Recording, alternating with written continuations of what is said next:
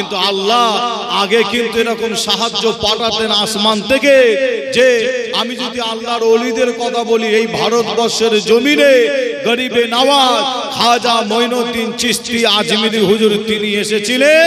মাথায় টুপি দেনেওয়ালা, কলমা পড়নেওয়ালা একজন মুসলমান ছিল না। খাজা হুজুর রাজস্থান আজমির শরীফের জমিনে তিনি এলেন। এসে যখন দেখলেন মানুষ গুনার কাজে, অন্যায় কাজে লিপ্ত, খাজা হুজুর দেখছে আজমির শরীফ রাজস্থানের মানুষ গুনার মধ্যে ডুবে আছে। খাজা হুজুর ওই সময় ওই মানুষগুলোকে গুনাহ থেকে ভালো কাজে আনার জন্য শুধু কলমা দাওয়াত, ইসলামের দাওয়াত আজমির শরীফে দিয়েছিলেন। কিছু মানুষের মনে রাগ হলো, কি রাগ? এই মুসলমানটাকে ভারতে থাকতে দেওয়া হবে না, তাড়িয়ে দিতে হবে। বলে খাজা হুজুরকে ভারত থেকে তাড়াতে পেরেছিল বলে মনে হয়? তাড়াতে পেরেছিলেন? খাজা হুজুরকে তাড়াতে পারে রে একটা মুসলমান মাথায় টুপি দেনেওয়ালা, যে তাকে তাড়াতে পারে রে। আর আমরা বর্তমান ভারতবর্ষের অর্থাৎ পশ্চিম বাংলায় কত মুসলমান এনআরসি নাম শুনলে আমরা ভয়ে পেরেশান, ঠিক না ভুল? যে এনআরসি হবে, কালকে যদি ঘোষণা হয় সব Aadhaar card, voter card, PAN card, জমির দলিল আমার সব দোকানে দোকানে ব্যস্ত। কিন্তু একটা মুসলমান ভারতে ছিল, তাকে তাড়াতে পারে রে। তবে ইতিহাস বলছে কি জানেন, খাজা হুজুরকে মারার জন্য এই আজমির শরীফ রাজস্থানের বুকে বড় বড় মাস্তান তৈরি হয়েছিল, জানে মারার প্ল্যান করেছিল। খাজা হুজুরের জীবনী সাক্ষী দেয়, তিনি একা একদিকে, সারা ভারতের মানুষ আর একদিকে। খাজা হুজুরের একটা পশম পর্যন্ত কেউ হিলাতে পারে না। জোরে বলুন, আরো জোরে হবে না? খাজা হুজুরকে মারতে পারে না, তাড়াতে পারে না, তার কারণ আল্লাহর মাদাত, আল্লাহর সাহায্য খাজা হুজুরের উপরে হয়েছিল। এরকম অনেক ঘটনা। তবে আপনাদের ছোট ভাই ছেলে হিসাবে বলে যাই, আমাদের উপরে আল্লাহর মাদাত সাহায্য হচ্ছে না, তার কারণ আপনাদের কাছে বলে যাই। অনেক কারণ থাকতে পারে। নাম্বার ওয়ান কারণ, পৃথিবীর মুসলমানের উপরে আল্লাহর সাহায্য না হওয়ার কারণ হলো, এক নাম্বার কারণ হচ্ছে কি, অনেক কারণ আছে। নাম্বার ওয়ান কারণ আমি যেটা মনে করি, আপনার গ্রামের, আমার গ্রামের, আপনার পাড়ার, আমার পাড়ার আল্লাহর ঘর মসজিদটা কিন্তু কাঁদে। যে হ্যাঁ, আল্লাহর ঘর মসজিদ কাঁদে। আমরা মসজিদ সুন্দর করেছি, মার্বেল দিয়েছি, আলো লাগিয়েছি, সুন্দর রং করেছি, মসজিদে এসি লাগিয়েছি। আলহামদুলিল্লাহ, আপনি ভালো কাজ করেছেন, দান করেছেন, ভালো ভালো ভালো। কিন্তু মনে রাখবেন, মসজিদের খোরাক হলো মুসল্লি। ইমাম সাহেবের কাছে যদি জিজ্ঞাসা করা হয়, জোহরের নামাজ, আসরের নামাজ, মাগরিবের নামাজ, ঈশার নামাজ, মসজিদের একটা কাতার পর্যন্ত ভর্তি হয় না। যে ফজরের নামাজ মুয়াজ্জিন আজান দেয়, ইমাম সাহেব নামাজ পড়ায়, এলাকার কিছু মুসল্লি মুরব্বীরা যায়, নামাজ হয়, ফজরের নামাজ শেষ, আল্লাহর ঘর মসজিদ কাঁদে। দুতলা তিনতলা মসজিদ আল্লাহ করে। তবে আপনাদের ছোট ভাই ছেলে হিসাবে আপনাদের বলে যাব, যে প্যালেস্টাইনে সেখানে বোম পড়ছে, কিন্তু আপনি ভাববেন না পশ্চিম বাংলা এই 2023 কঠিন সময় আমাদের কাছেও কিন্তু আগিয়ে আসছে। যে হ্যাঁ, আপনি ভাববেন না যে আপনি খুব ভালো আছেন, কঠিন টাইম, কঠিন সময় আমাদের কাছেও আগিয়ে আসছে। মনে রাখবেন, যে তাই আপনাদের ছোট ভাই ছেলে হিসাবে বলে যাব, বুখারী শরীফ থেকে, বদরের জমিন থেকে এই একটা শিক্ষা এখান থেকে আপনারা নিয়ে যাবেন আমার আলোচনার মধ্যে থেকে। কি শিক্ষা? যে 1000 কাফেরের কাছে সবকিছু ছিল, 313টা মুসলমানের কাছে কিছুই ছিল না। আমার নবী সেজদা করলেন, যে এই সেজদাই আল্লাহ এত মজা দিয়েছে। আমি আপনি যদি খোদার ঘরে গিয়ে যদি সেজদা আল্লাহকে করে, আল্লাহর দরবারে দুটো হাত তুলে আল্লাহর কাছে যদি চাইতে পারি, বলতে পারি, আমার মনের বিশ্বাস আল্লাহর আসমানি মাদাত আমাদেরও উপরে হবে। একবার জোরে বলুন, আরো জোরে হবে না? মুসলমানের ঘরে ছেলে মেয়েরা, বাড়া তরুণেরা, আমার নওজওয়ান যুবকেরা, পর্দার অন্তরালে মা বোনেরা, এ উম্মতিরা, তাই আজ আমি আসিম বিল্লাহ আপনাদের ছোট ভাই, ছোট ছেলে হিসাবে আপনাদের কাছে যদি আমি জানতে চাই, আমার আপনার নবীর সব থেকে বড় দুশমনের নামটাকে, এই নামটা আপনারা বলেন, বিশ্ব নবী দিবস আপনারা পালন করছেন। আমি আসিম বিল্লাহ জানি আপনাদের প্রত্যেকের অন্তরে আজকে একটা মহাব্বত, একটা ভালোবাসা প্রত্যেকের নবীদের অন্তরে ওই মহাব্বতটা পৃথিবীর কোন ব্যক্তির মহাব্বত যে না, আপনাদের অন্তরে মহাব্বতটা হলো আমাদের নবীর মহাব্বত, রসুলের মহাব্বত। সেই মহাব্বত ভালোবাসা বুকে নিয়ে আজ আপনারা এই মাহফিলে এসে বসেছে। তবে আমি আসিম বিল্লাহ জানিয়ে দিয়ে যাই, এই মহাব্বত, এই ভালোবাসাটা বেকার হবে না, হবে না, হবে না। এ নবী প্রেমিকেরা, এই মহাব্বত ভালোবাসাটা আমার আল্লাহ পাকের দরবারে কবুল হয়ে যাবে। আরো জোরে বলো সুবহানাল্লাহ।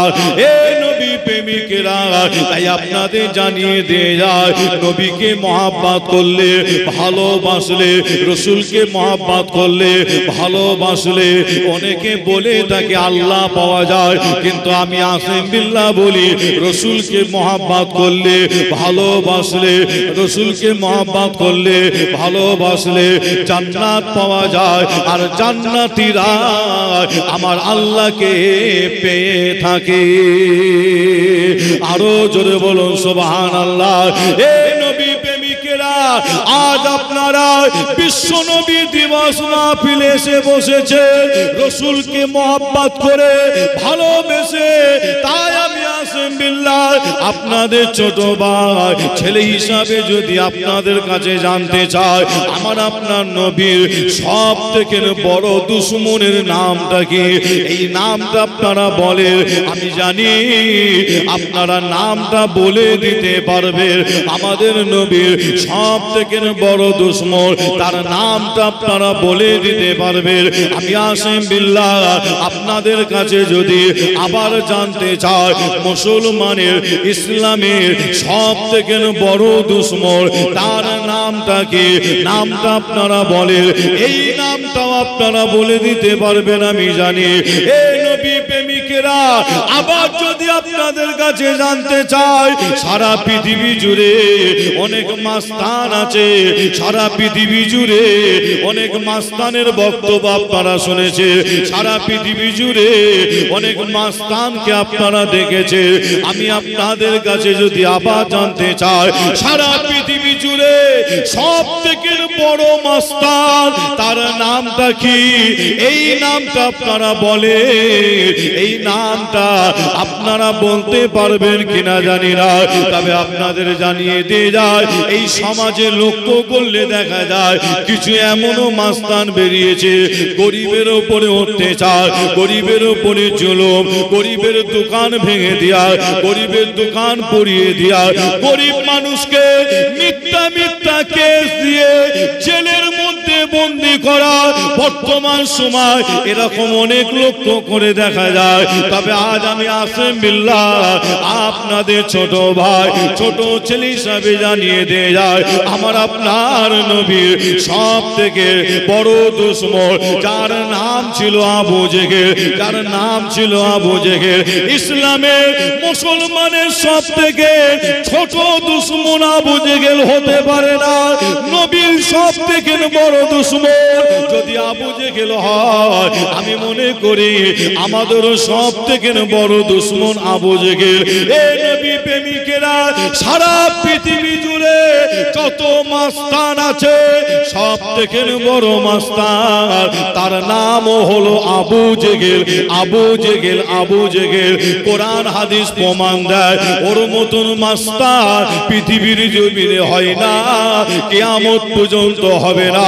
এই নবী প্রেমিকেরা, কোরআন হাদিস প্রমাণ দেয়, আবু জেহেল এত বড় মাস্তান ছিল, ওর মতন মাস্তান পৃথিবীর জমিনে হয় না, কিয়ামত পর্যন্ত হবে না। তবে বুখারী শরীফ সাক্ষী দেয়, ওই আবু জেহেল ওই বদরের জমিনে, বদরের ময়দানে আবু জেহেল কিন্তু হাজির ছিল। এই নবী প্রেমিকেরা, সারা পৃথিবীর সব থেকে বড় মাস্তান আবু জেহেল ওই বদরের জমিনে, যুদ্ধের ময়দানে আবু জেহেল হাজির ছিল।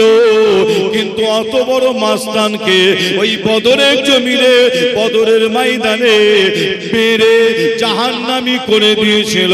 মেরেছিল কারা?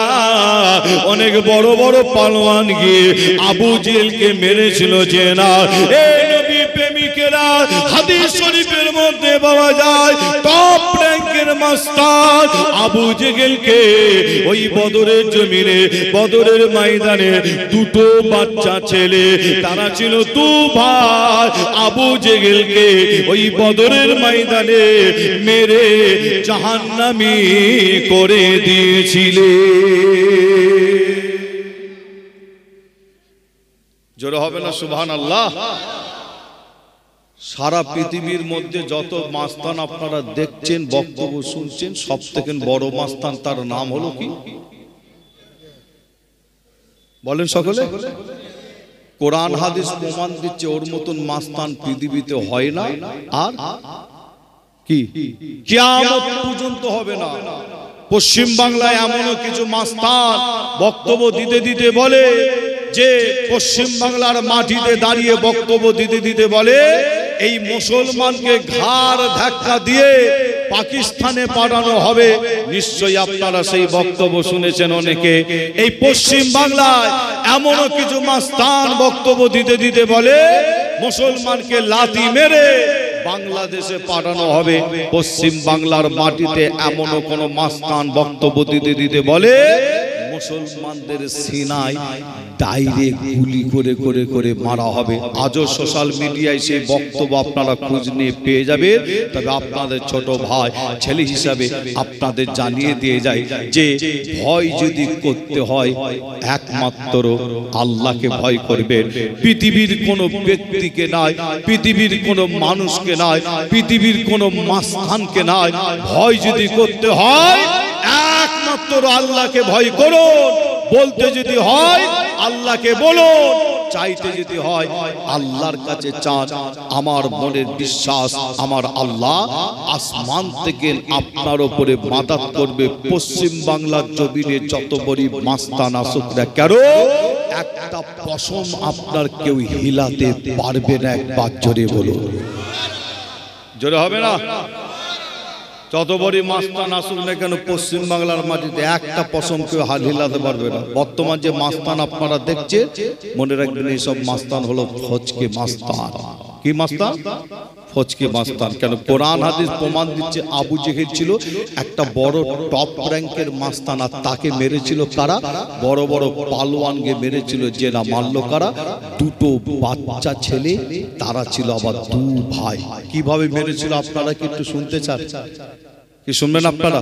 যে আবু জেহেলকে দুটো বাচ্চা ছেলে দু ভাই কিভাবে মেরেছিল বুখারী শরীফ সাক্ষী দিচ্ছে। আমার আপনার নবী যুদ্ধের ময়দানে যাওয়ার আগে কিছু বক্তব্য দিচ্ছেন। কেন? ইসলামের প্রথম যুদ্ধ, রসুল বক্তব্য দেন, এলাকার মানুষেরা দাঁড়িয়ে দাঁড়িয়ে শুনছে। আর আমার আপনার নবী বক্তব্য দিতে দিতে বলেছিলেন কি জানেন? আল্লাহ নবী বক্তব্য দিচ্ছে 313টা মুসলমান আমার নবীর পিছনে দাঁড়িয়ে আছেন। আল্লাহ নবী বক্তব্য দিতে দিতে বলছেন বদরের জমিন, বদরের ময়দানে যেন কোনো মুরব্বী মানুষ, বয়স্ক মানুষ যেন বদরের জমিনে যেন না যায়। আমার নবী বক্তব্য দিচ্ছেন। বদরের জমিন যাওয়ার আগে কি বক্তব্য? এলাকার মানুষ দাঁড়িয়ে দাঁড়িয়ে শোনে। আমার নবী বলেছিলেন, ওই বক্তব্য দিতে দিতে আমার নবী বলেছিল কি? বদরের জমিন, বদরের ময়দানে যেন কোনো বয়স্ক মানুষ যেন বদরের ময়দানে যেন না যায়। আমার আপনার নবী আবার বক্তব্য দেয়। এই বক্তব্য দিতে দিতে আমার আপনার নবী আবার বলে উঠলেন, কি বললেন? বদরের জমিন, বদরের ময়দানে যেন কোনো বাচ্চা ছেলে যেন বদরের জমিন যেন না যায়, কোনো বাচ্চা যুদ্ধের ময়দানে না যায়। আমার নবী বক্তব্য দিয়ে 313টা মুসলমানকে নিয়ে বদরের জমিনে গিয়ে যখন পৌঁছালেন যুদ্ধের ময়দানে, দুটো বাচ্চা ছেলে, তারা ছিল দু ভাই। তারা তাদের আম্মাজানের কাছে গিয়ে বলছে, আম্মাজান আমরা বদরের জমিন যেতে চাই। আম্মাজান আমরা বদর ময়দানে যেতে চাই। আম্মা আপনি আমাদের হুকুম দেন, এজাজত দেন, পারমিশন দেন। বাচ্চার মা বলেছিল, বাচ্চা বদর জমিন যাওয়া যাবে না, বাচ্চা বদর ময়দান যাওয়া যাবে না। কেন? নবীর মানা মানা আছে, নবীর নিষেধ আছে, কিন্তু দুটো বাচ্চা ছেলে আম্মার কথা শোনে না। ওই দুটো বাচ্চা ছেলে মাকে বারে বারে বলে, আম্মা পারমিশন দেন, হুকুম দেন, আমাদের নবী বদরে গেছে, আমরাও বদর দেখতে চাই, বদর যেতে চাই, আম্মা আপনি হুকুম দেন, এজাজত দেন, পারমিশন দেন। ওই দুটো বাচ্চা ছেলে তারা তাদের মাকে এত বারে বারে বলেছিল, আম্মা হুকুম দেন, এজাজত দেন, পারমিশন দেন। ওই বাচ্চার মা ওই সময় হুকুম দিয়েছিল, বাচ্চা যা বদর চলে যা, বাচ্চা যা বদর ময়দান চলে যা। ওই বাচ্চার মা হুকুম দেওয়ার পরে বাচ্চার মা ঘরের ভেতরে ঢুকে যায়।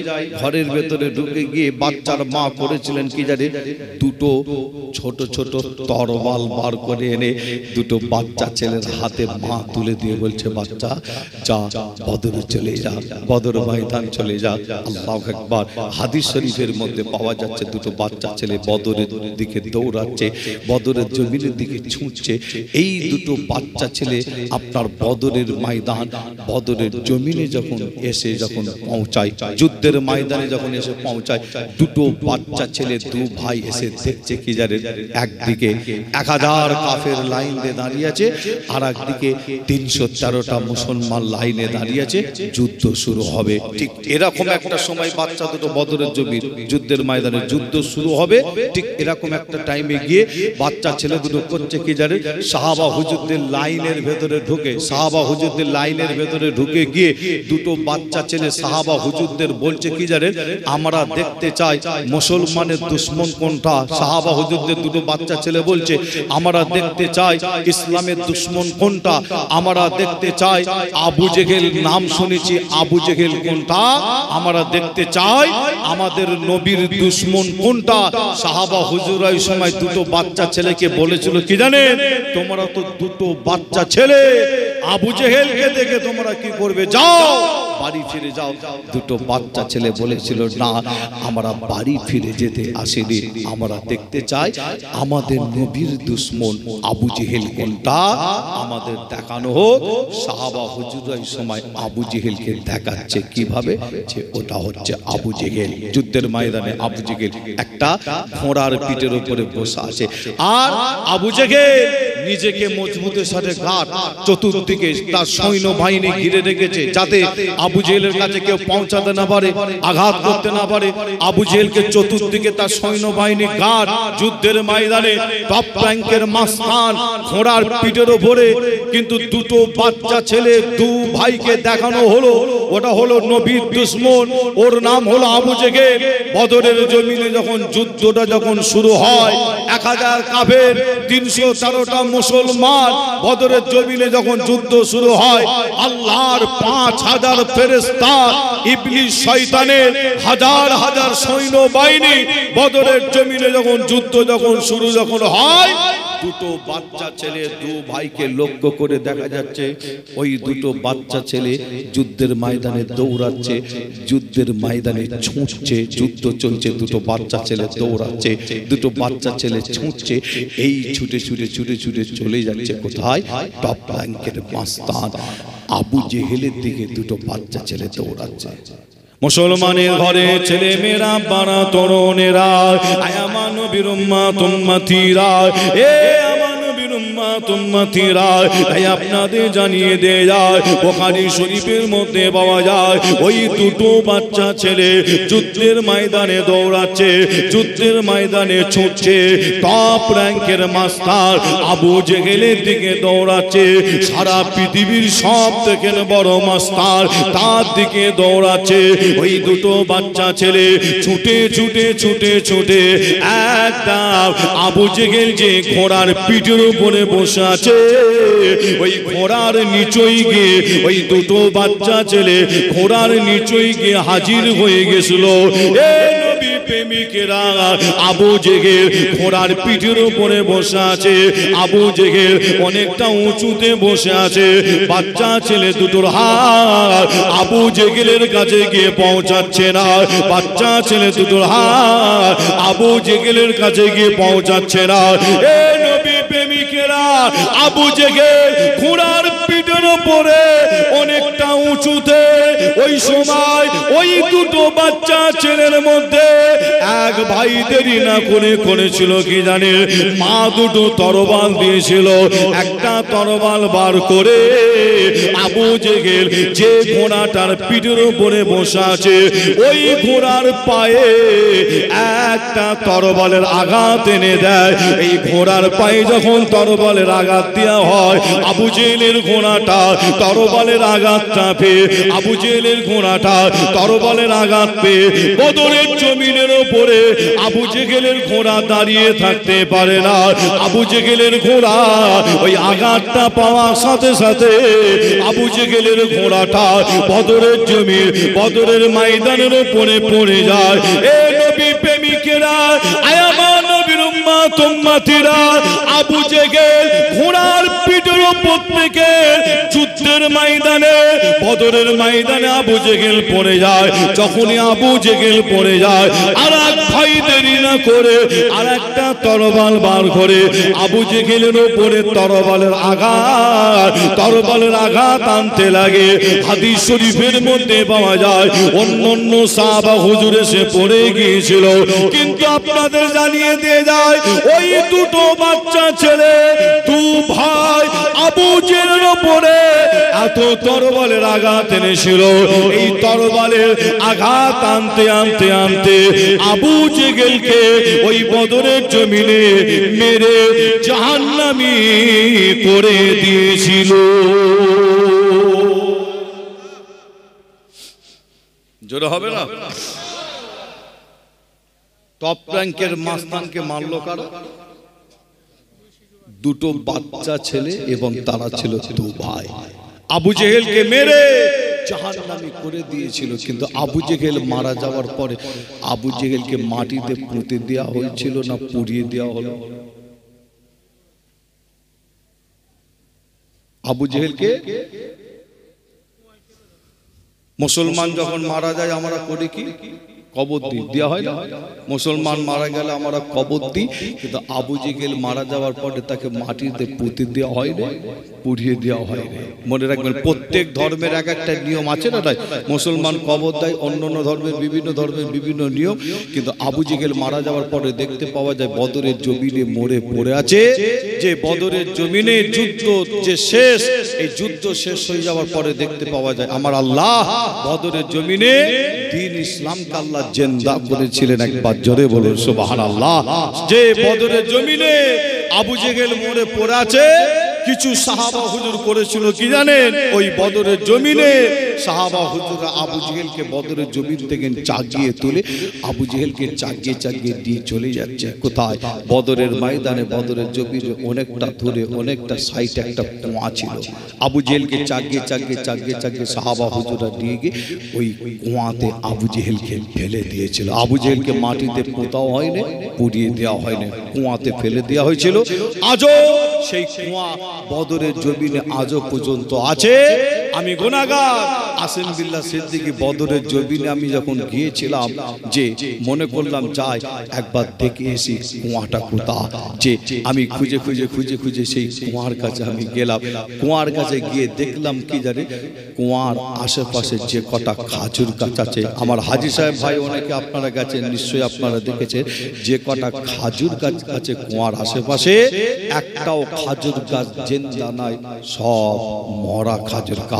ওখানে আপনিও গেলে আপনারও মনের মধ্যে হবে কি, যে ওখানে যেন মনে হয় খোদার গজব যেন এনি টাইম যেন চলছে। যে হ্যাঁ, তবে আপনাদের ছোট ভাই ছেলে হিসাবে আপনাদের জানিয়ে দিয়ে যায়, সারা পৃথিবীর মধ্যে সম্মান ইজ্জতের দিক থেকে এক নম্বর আল্লাহর ঘর, এক নম্বর মসজিদ।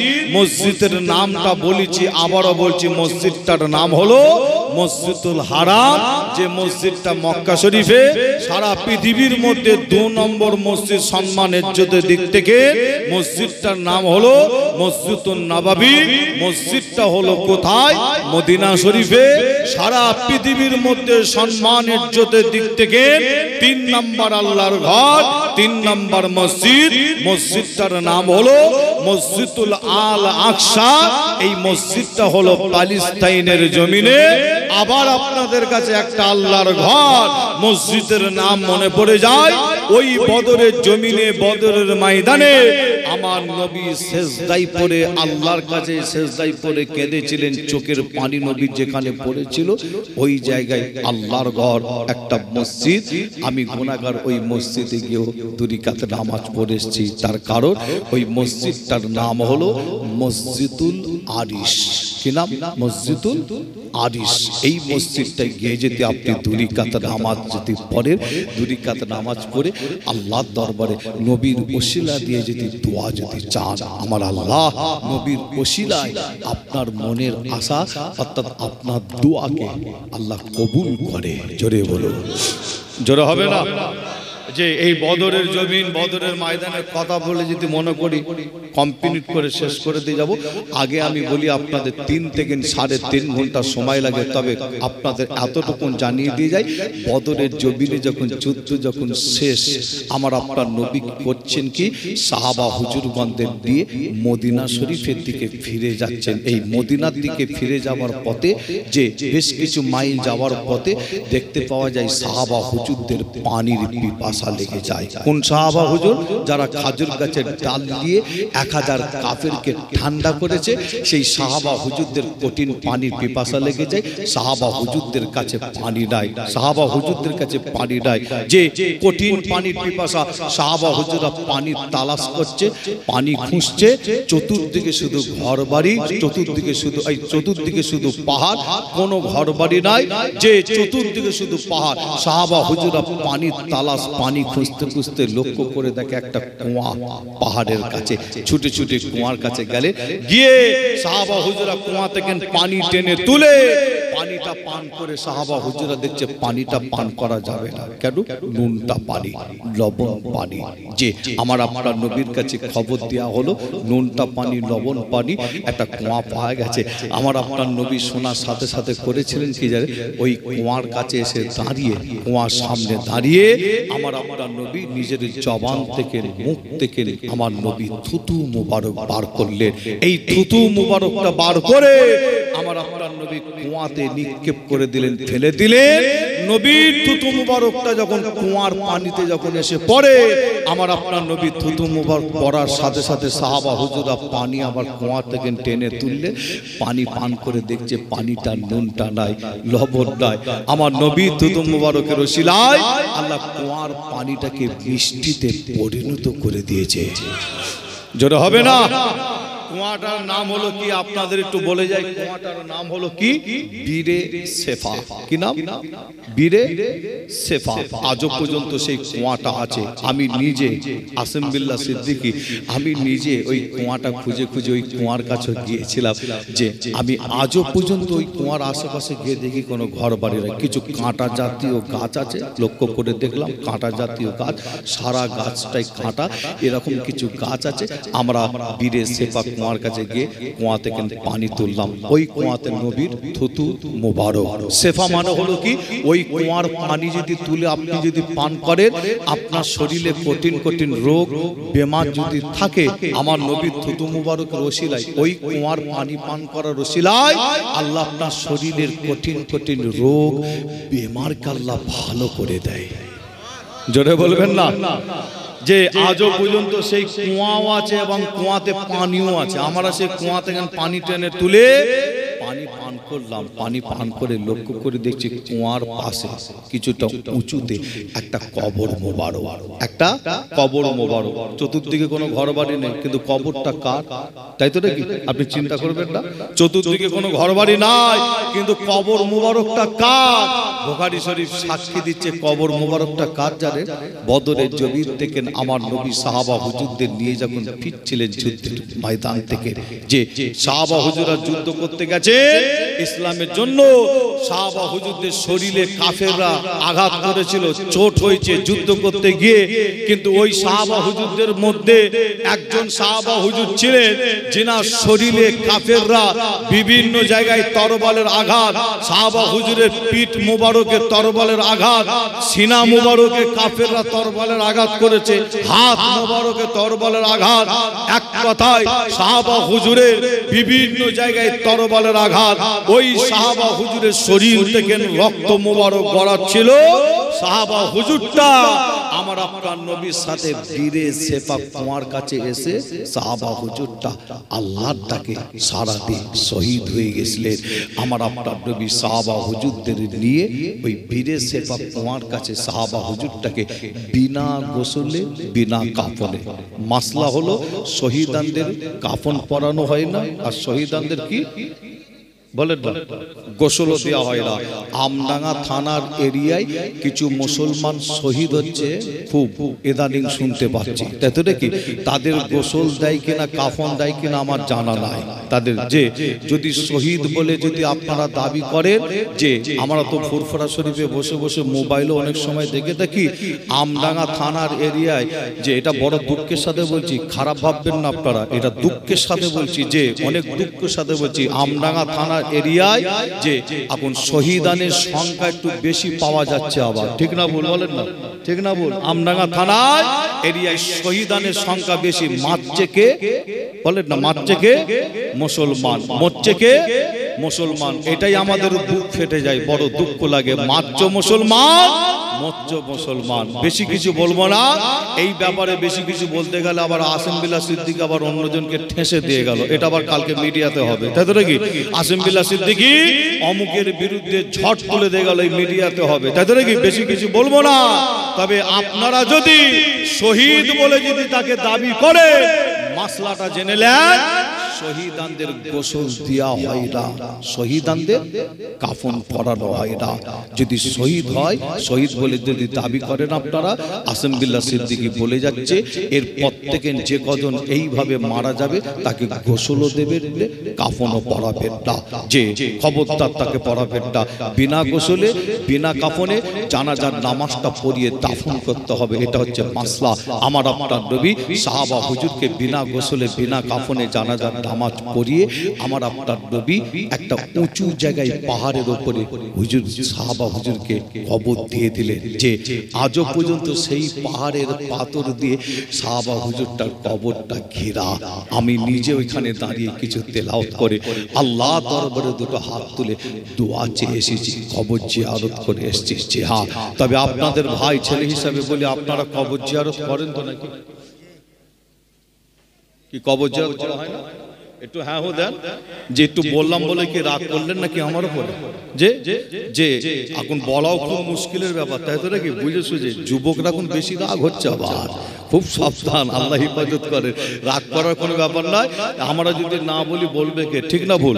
যে তবে আপনারা যাকে তাকে শহীদ কিন্তু বলতে যাবেন না। শহীদ হয়েছিল ওহুদের ময়দানে সাহাবা হুজুর, জিনার লাশকে ফেরেশতারা আসমানের ওপরে তুলে নিয়ে গিয়ে হাউজে কাউসারের পানি দিয়ে গোসল দিয়েছিল ফেরেশতারা। জোরে বলবেন না, আরো জোরে হবে না? কেন গোসল দিয়েছিল? শহীদানদের তো গোসল কাফন নাই, কিন্তু সাহাবা হুজুরটাকে ফেরেশতারা কেন গোসল দিল? একজন সাহাবা হুজুরের লাশকে ফেরেশতারা তুলে নিয়ে গেছিল, যে সেই সাহাবাটা কোথায় শহীদ হয়েছিল? ওহুদের জমিনে, ওহুদের ময়দানে। ফেরেশতারা কেন গোসল দিল? যে ওই যুবক সাহাবাটা আমার রাসূলকে এত ভালোবাসতো, মহব্বত করতেন। ওহুদের ঘটনা বলতে গেলে অনেক সময় লাগে, আপনাদের এতটুকুন বলে দিয়ে যায়, সাহাবা হুজুরটা ইসলামের জন্য নবীর ভালোবাসায় যুদ্ধ করতে করতে শহীদ হয়ে যান, কিন্তু সাহাবা হুজুরটার ফরজ গোসল করার আদায় করার হুকুম হয়ে গেছিল। ফরজ গোসল বাদ দিয়ে যুদ্ধের ময়দানে চলে গেছে, যুদ্ধ করতে করতে শহীদ হয়ে গেছে। তাই সাহাবা হুজুরটার লাশটাকে আল্লাহর ফেরেশতারা আসমানের উপরে তুলে নিয়ে গিয়ে হাউজে কাউসারের পানি দিয়ে গোসল দিয়ে আবার আসমান থেকে জমিনে যখন ফেরেশতারা লাশকে নামিয়ে দিয়ে যায়, সাহাবা হুজুররা ছুটে ছুটে গিয়ে হুজুরের চুল মুবারকের গোড়া থেকে দেখছেন, তখনও পর্যন্ত সাহাবা হুজুরের চুল এই দাড়ি মুবারকের গোড়া থেকে তখনও পর্যন্ত পানির টোপা গড়াতে লাগে। জোরে বলে, জোরে হবে না? মুসলমানের ঘরে ছেলে মেয়েরা, বাড়া তরুণেরা, আয়ামান জওয়ান যুবকেরা, পর্দার অন্তরালে মা বোনেরা, এ আমার নবীর উম্মত উম্মতিরা, তাই আপনাদের ছোট ভাই ছোট ছেলে হিসাবে জানিয়ে দিয়ে যায়, অবশ্যই আপনারা কবর জিয়ারত করেন, অবশ্যই আপনারা কবর জিয়ারত করবেন। কিন্তু আপনাদের জানিয়ে দিয়ে যায় সিস্টেম নিয়ম অনুযায়ী কবর জিয়ারত করবে। যদি নিয়মের বাইরে যদি চলে যায় তখন আপনার জন্য কবর জিয়ারতটা শিরক হবে, বেদাত হবে, গুনাহ হবে। এ নবী প্রেমিকেরা, তবে আপনাদের জানিয়ে দিয়ে যায় এই কবর জিয়ারতের একটা নাই দুটো নয়, আল্লাহ কারে কোরআন হাদিস থেকে অনেক অনেক দলিল আছে। এ নবী প্রেমিকেরা, অনেকে বলে কবর জিয়ারত করা হারাম, অনেকে বলে কবর জিয়ারত করা বেদাত। তবে আমি আসিম বিল্লাহ জানিয়ে দিয়ে যায় এ যুবকেরা, আমার নবীর উম্মত উম্মতিরা, হাদিস শরীফের মধ্যে পাওয়া যায় আমাদের আম্মা জান হযরতে আয়েশা, আম্মা জান হযরতে আয়েশা হাদিস শরীফের মধ্যে জানার আল্লাহ নবী আর আমি একই বিছানার উপরে ঘুমাচ্ছিলাম। আম্মা জান হযরতে আয়েশা হুজুর জানার হঠাৎ করে আমি আয়েশা আমার ঘুমটা ভেঙে যায়। আমি আয়েশা ঘুম থেকে উঠে দেখলাম আল্লাহর নবী বিছানার উপরে নাই, আল্লাহর নবীকে বিছানার উপরে দেখতে পাওয়া যায় না। আমি আয়েশা আল্লাহর নবীকে আমি ওই সময় খুঁজতে বার হলাম, অন্য আম্মা জানদের বাড়ির কাছে গিয়ে দেখলাম আল্লাহর নবীকে খুঁজে পাওয়া যায় না। এই নবী প্রেমিকেরা, আমাদের আম্মা জান হযরতে আয়েশা হুজুর জানার গভীর রাত্রে আল্লাহর নবীকে খুঁজতে খুঁজতে আমি আয়েশা মদিনার কর্মস্থান জান্নাতুল বাকি কর্মস্থান, এই জান্নাতুল বাকি কর্মস্থানের কাছে গিয়ে দেখলাম আল্লাহ নবী দয়ার নবী আমার জান্নাতুল বাকি কর্মস্থানের ধারে দাঁড়িয়ে আমার আপনার নবী কিছু তেলাওয়াত করে, আল্লাহ নবী কবর জিয়ারত করে, আমার আপনার নবী তেলাওয়াত করে নবী আমার জান্নাতুল বাকি কবরবাসীর জন্য নবী আমার দুটো হাত তুলে দোয়া চাইতে থাকে। আরো জোরে বলুন সুবহানাল্লাহ। এই নবী প্রেমিকেরা, অবশ্যই আমার নবী কবর জিয়ারত করেছিল, আপনিও করবেন। কবর জিয়ারত করা ভালো। আপনারা কমসে কম জুম্মার দিন, শুক্রবার, বৃহস্পতিবার কমসে কম আব্বার মাজারটাই যাবে, আম্মার মাজারটাই যাবে, বাপের মাজার জিয়ারত করবে, মায়ের কবরটা জিয়ারত করবে। তবে আপনাদের বলে দিয়ে যায় আমার মতন পীরজাদা, আমার মতন পীরজাদা ইমাম সাহেব, হাফেজ সাহেব, মাওলানা সাহেব, মুফতি সাহেবকে নিয়ে আপনার আব্বা মায়ের কবর যদি জিয়ারত করেন, ভালো কাজ খারাপ বলবো না, তবে আপনাদের জানিয়ে দিয়ে যায় আমার মতন পীরজাদা, হাফেজ সাহেব, ইমাম সাহেব, মাওলানা সাহেব, মুফতি সাহেবের দোয়া আল্লাহ দরবারে কত তাড়াতাড়ি কবুল হবে এর কোনো গ্যারান্টি নাই। কবুল হবে না এটা কিন্তু আমি বলছি না, কত তাড়াতাড়ি কবুল হবে এর কিন্তু কোনো গ্যারান্টি নাই। তবে আপনাদের জানিয়ে দিয়ে যায় আপনি সন্তান আপনার আব্বার কবরের ধারে গিয়ে দাঁড়িয়েছে, আপনি সন্তান আপনার আম্মার কবরের ধারে গিয়ে দাঁড়িয়েছে, আপনি সন্তান ছেলে হিসাবে মা বাপের কবরের ধারে দাঁড়িয়ে যতটুকুন যা জানেন আপনি তেলাওয়াত করবে। এই তেলাওয়াত করার পরে আল্লাহ দরবারে দুটো হাত তুলে দিয়ে সন্তান হিসাবে চোখের পানি ফেলে ফেলে কেঁদে কেঁদে আল্লাহকে বলবে, ও রব্বুল আলামিন, আল্লাহ পাক আমার আব্বা জান এই কবরে শুয়ে আছে, ও রব্বুল আলামিন আল্লাহ আমার আম্মা জান এই কবরে শুয়ে আছে। আল্লাহ পাক দুনিয়ায় বেঁচে থাকা অবস্থায় আমার আব্বা যদি কোনো গুনাহ করে যায়, আমার আম্মা যদি কোনো গুনাহ করে যায়, আল্লাহ আমার আব্বাকে মাফ করে দিয়ে ক্ষমা করে দিয়ে। এই যুবকেরা সন্তানের দোয়া আল্লাহ দরবারে কত তাড়াতাড়ি কবুল হয় জানে। এই যুবকেরা এক একটা উদাহরণ দিয়ে বলা হয় কারেন্টের বোর্ডে সুইচ মারলে আলো জ্বলতে যতটা সময় লাগে তার থেকেও তাড়াতাড়ি সন্তানের দোয়া আল্লাহ দরবারে কবুল হয়ে যায়। জোরে হবে না?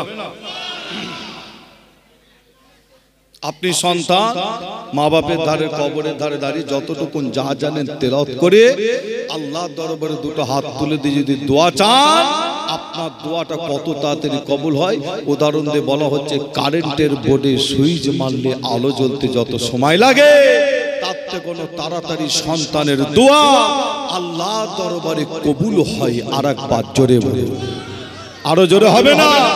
তবে কবর জিয়ারত নিয়ম সিস্টেম অনুযায়ী যদি করেন ভালো, নিয়মের বাইরে যদি যান তাহলে গোনা। নিয়মের বাইরে বলতে কোন কবরে গিয়ে আপনি সেজদা দিতে পারবেন? কি বলছেন, সেজদা দিতে পারবেন? যে সেজদা কোন কবরে, কোন মাজারে, কোন পীরের কাছে গিয়ে আপনি সেজদা কিন্তু দিতে পারবেন না।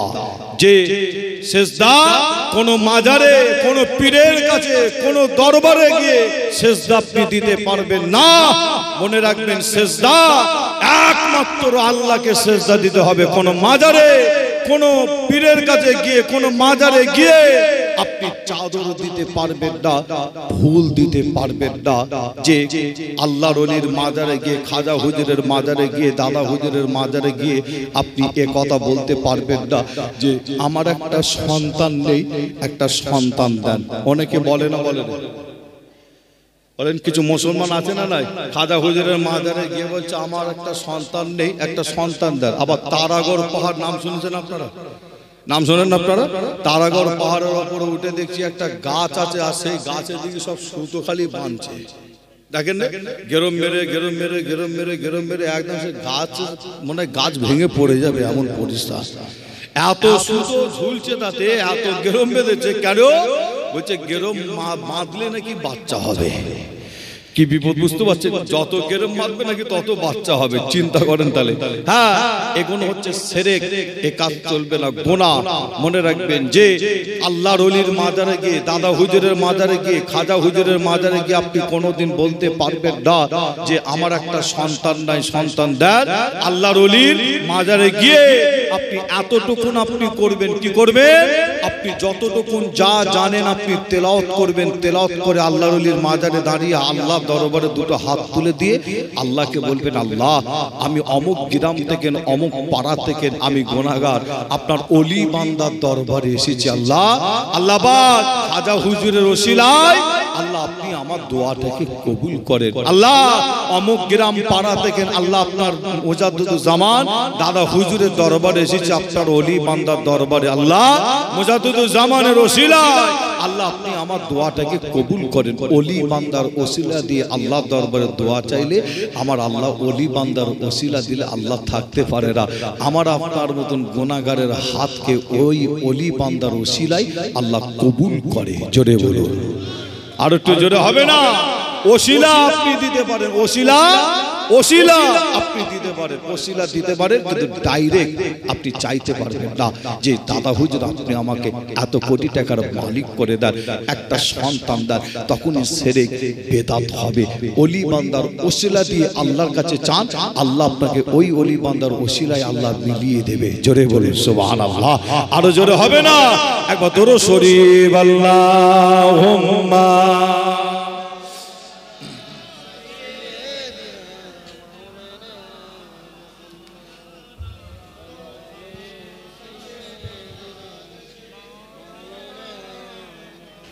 দরুদ শরীফ আল্লাহুম্মা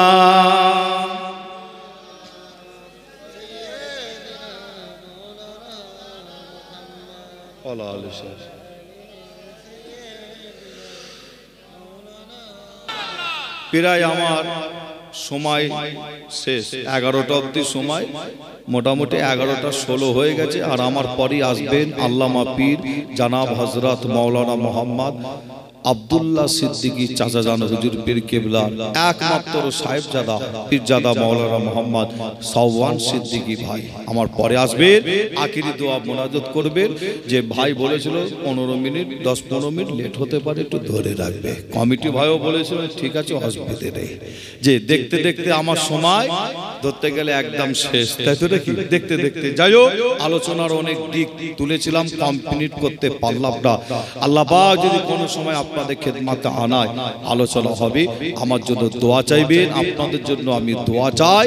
তবে আবার বলে যাচ্ছি, প্যালেস্টাইনের মুসলমানের জন্য আপনারা একটু চোখের পানি ফেলে দোয়া চাইবেন। আল্লাহ চাইলে আমার আপনার দোয়াকে কবুল করে, আল্লাহ চাইলে আসমান থেকে তাদের উপর যদি মাদাত যদি করে, আবার বলছি আমেরিকা কেন সারা পৃথিবী যদি একদিকে হয়ে যায়, আল্লাহ যদি মাদাত হয় তাদের ক্ষতি আর কেউ করতে পারবে না।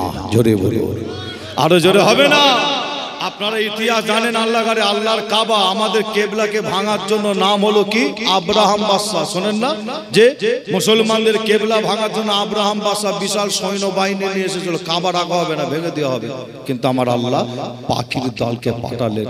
কোরআন শরীফের তার নাম হলো আবাবিল, তাই তো নাকি? ছোট ছোট পাখি, বড় বড় পাখি নাই, ছোট ছোট পাখি মোকাবেলা করার জন্য পাথর তুলেছিল, ঠোঁটে করে মুখে করে পাহাড়ের উপর থেকে পাথর তুলে উড়ে উড়ে গিয়ে আব্রাহাম বাদশার সৈন্য বাহিনীর মাথার উপরে যে ওই পাথরগুলো খালি ছেড়ে দিয়েছিল, আল্লাহ এত গতি স্পিরিট বাড়িয়ে দিয়েছিল, বলা হচ্ছে এক একটা পাথর বুলেট বন্দুকের গুলির মতন কাজ করে। ওই পাথর যখন তাদের মাথায় ঘাড়ের উপরে এসে পড়ে, এক একটা পাথরের আঘাতে আমার আল্লাহ আব্রাহাম বাদশার সৈন্য বাহিনীকে আল্লাহ ধ্বংস করে দিয়ে আল্লাহ কাবা শরীফকে আজও পর্যন্ত জিন্দা অর্থাৎ হেফাজত করে রেখেছে। একবার জোরে বলো, আরো জোরে হবে না?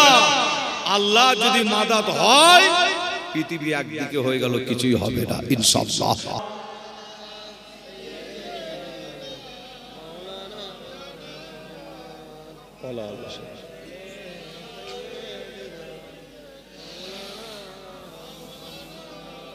আমার দিনদার ইমানদার নেককার আল্লাহওয়ালা ভাইজানেরা, জওয়ান যুবকেরা, পর্দার অন্তরের আড়ালে অবস্থিত আমার মা ও বোনেরা, বিদায় দেওয়ার আগে আপনাদের বলি, ফুরফুরা দরবার শরীফে অনেকে যায় জিয়ারত করতে, কি যায় না? জানতো নাকি? এই যা হয়তো নাকি ফুরফুরা দরবার শরীফে জিয়ারত করতে গিয়ে দেখবেন অনেকে তাবিজও আনলায়। তাবিজ লাই না? এই লান না তাবিজ লান না? অনেকে তাবিজ লান, বিভিন্ন কারণে তাবিজ লান। যে আমি গোনা